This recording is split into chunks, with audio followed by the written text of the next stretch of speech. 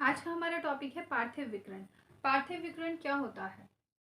हमने माना कि ये हमारा सूर्य है और ये हमारी पृथ्वी है। एक सिंपल सी लैंग्वेज में अगर हम कहें पार्थिव विकिरण को, तो जब हमारी पृथ्वी का वायुमंडल, मान लीजिए कि ये वायुमंडल है पृथ्वी के चारों ओर का, जब हमारी पृथ्वी का वायुमंडल सूर्य से गर्म न होकर अप्रत्यक्ष रूप से पृथ्वी से गर्म होता है, तो उसे हम पार्थिव विकिरण कहते हैं। ठीक है, उसे हम पार्थिव विकिरण कहते हैं। पार्थिव का मतलब क्या होता है? कोई भी चीज अगर ठोस है, हम जानते हैं कि पार्थिव ग्रह कौन से हैं। हमारे सौर मंडल में जो ग्रह हैं उनको दो भागों में बांटा गया है, एक हमारे पार्थिव ग्रह हैं और एक गैसीय ग्रह हैं। तो पृथ्वी हमारा पार्थिव ग्रह में आता है। अब हम बात कर रहे हैं पार्थिव विकिरण क्या होता है।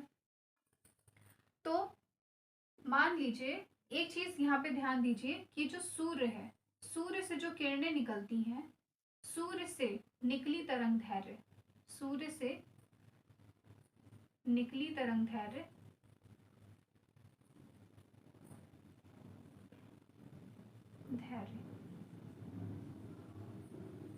कैसी होती है?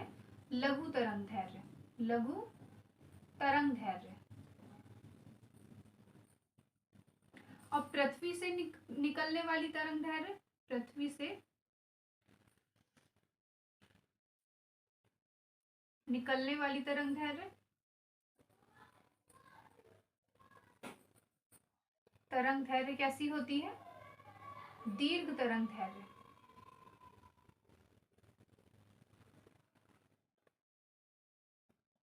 इसको ऐसे भी समझ लीजिए, लघु तरंग दैर्घ्य हमारी कैसी होती है?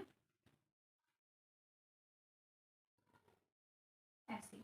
ठीक, दीर्घ तरंग दैर्घ्य हमारी कैसी होती है? ठीक, अब आगे दिक्कत नहीं होगी जब इसको हम पढ़ेंगे समझने में।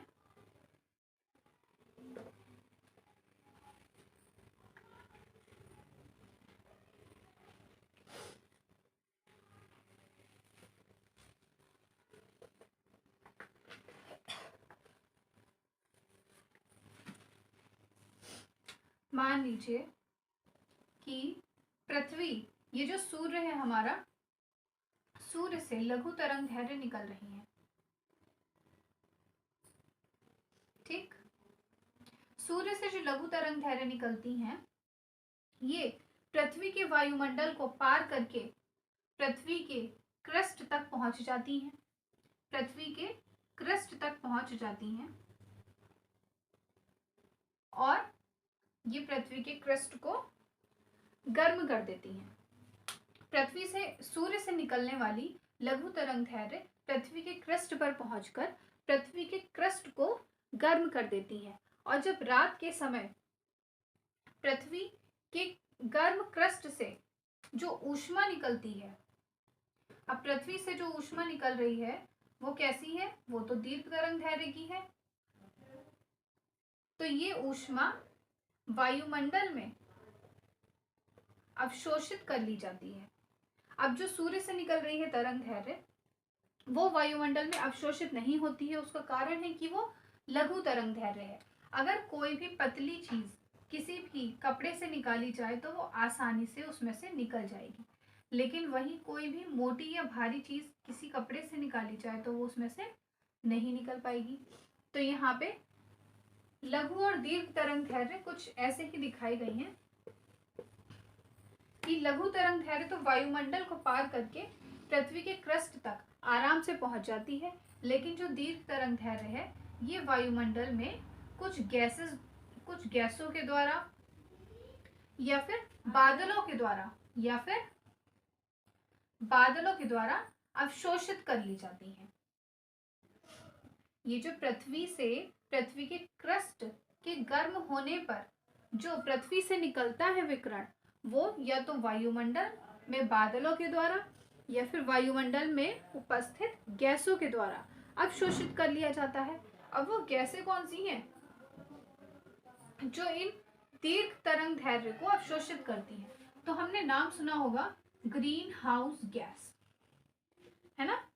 ये ग्रीन हाउस गैस जो होती है ये पृथ्वी से निकलने वाले दीर्घ तरंग दैर्ध्य को अवशोषित कर लेती है। ग्रीन हाउस गैस में कौन कौन सी गैसें आती हैं, जैसे हमारी carbon dioxide, methane, nitrous oxide, chlorofluorocarbon, perfluorocarbon, hydrofluorocarbon या फिर सल्फर हेक्साफ्लोराइड, और एक और जलवाष्प के द्वारा भी अवशोषित कर ली जाती है।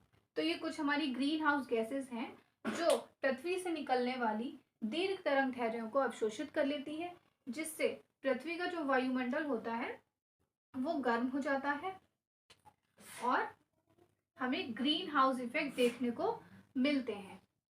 तो इसे ही हम पार्थिव विकिरण कहते हैं कि पृथ्वी से जो दीर्घ तरंग दैर्ध्य निकलती हैं उन दीर्घ तरंग दैर्ध्यों के निकलने को ही पार्थिव विकिरण कहा जाता है। आज के लिए बस इतना ही। कौन कौन आया है मम्मी?